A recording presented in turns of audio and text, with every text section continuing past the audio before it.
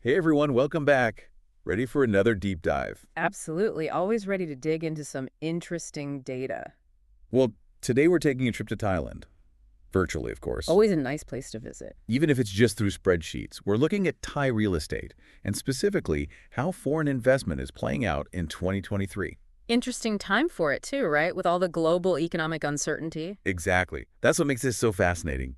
The world's a bit shaky right now, but overseas buyers are still pouring money into Thai property. Like they see something everyone else is missing. Maybe. We're going to find out. We're using data from the Real Estate Information Center. They go by REIC to try and understand what's going on. Right, let's break it down. So first off, the numbers. They're pretty impressive. Over 14,000 condo units sold to foreigners just this year, 2023. That's a lot of condos. It is. It's actually a 25% increase from last year. And if you look at the total value, it's a mind-blowing 73 billion baht. Billion with a B. Someone's feeling optimistic about Thailand's future. Yeah, it definitely goes against the narrative of a global slowdown, doesn't it? It does. Now, what I'm curious about is who's doing all this buying. Well, let's unpack that. Yeah. You might expect the usual players, right? And you wouldn't be entirely wrong. The Chinese are definitely at the top of the list. Get gears. But here's the twist. Myanmar nationals are a close second. Wow, really? Didn't expect that. Yeah, pretty interesting. And then you've got Russians and Americans following behind. It's quite a mix. It is. Makes you wonder what's motivating each group, right? Like, are they all looking for the same thing? I think that's the million-baht question, isn't it? It is. Maybe they see Thailand as a safe haven. Could be, especially for the Russians and Myanmar nationals. Their countries are facing some challenges, shall we say. Definitely. Or maybe they're drawn to the lifestyle. Thailand is beautiful. The weather's amazing. Always a plus. Yeah. Or maybe it's a purely financial play, you know? They see an opportunity for strong returns on investment. That's possible too. I mean, the REIC data does show that the luxury market is doing exceptionally well. Oh yeah, that's a good point. Speaking of the data, there's another interesting trend we see with different nationalities. Their price points and preferences. Oh, tell me more about that.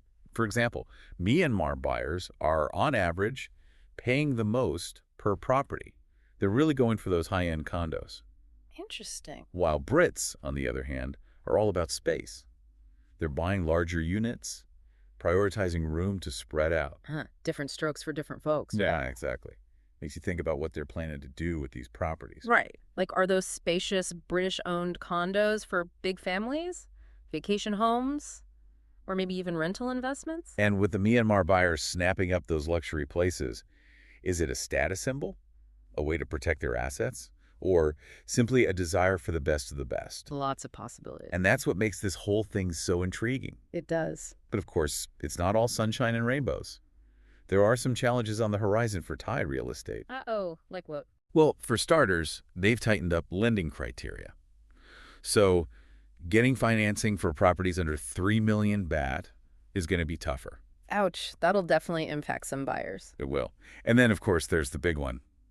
That global economic slowdown everyone's been talking about. Right, right. That could definitely make investors nervous. Yeah, it's hard to predict how it'll play out.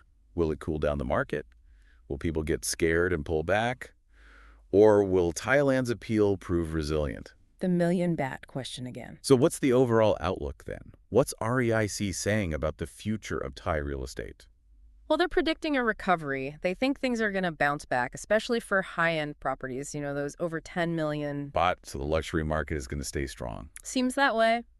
And this continued demand for luxury condos, well, it points to a couple of things. Maybe a shift towards exclusivity. Makes sense. If you've got the money and the world's feeling uncertain, you might as well invest in a piece of paradise. Exactly. Or maybe it's all about finding a safe haven for your assets, a place that feels stable amidst the chaos. So to wrap things up, it seems like Thai real estate is kind of a paradox right now. It's defying global trends, attracting diverse investors, and showing some real strength.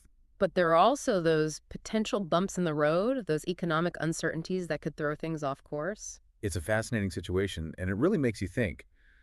What is driving this surge in foreign investment? Is it a long-term trend or just a blip on the radar? And what does it mean for the future of Thailand's property market? I guess we'll have to wait and see. That's right. But hey, Maybe our listeners have some insights. What do you think is going on here? What's your take on the future of Thai real estate? We'd love to hear your thoughts. Absolutely. Jump into the comments and let's discuss. Until next time. See you then.